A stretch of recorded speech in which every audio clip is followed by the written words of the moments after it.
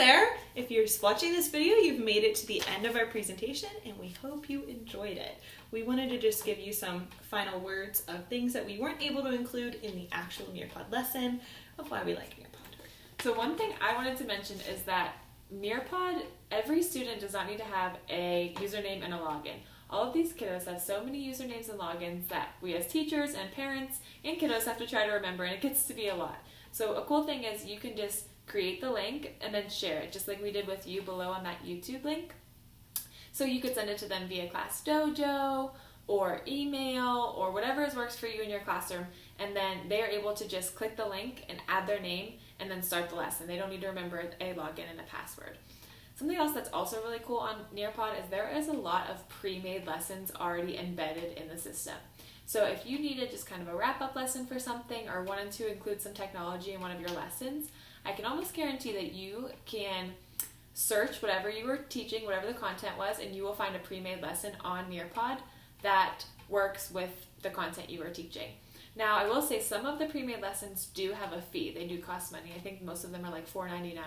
But signing up for Nearpod and for what you saw today is actually free. Yes, so we created this entire lesson or presentation on a free account.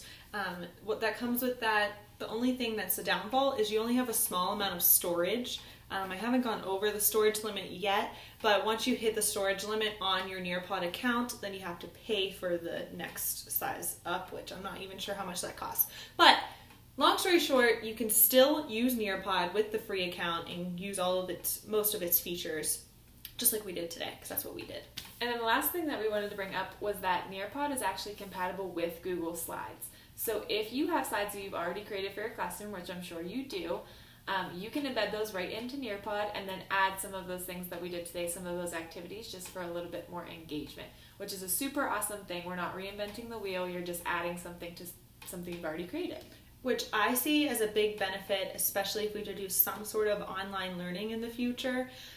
Instead of reinventing the wheel or trying to create all these new Nearpod lessons just so that I can feel that my students are hearing from me, I can use what I already have and let them and actually teach them using video or audio and assess them using those formative assessment tools using what I already have. So that puts my mind at ease as the unknown future comes. Yeah.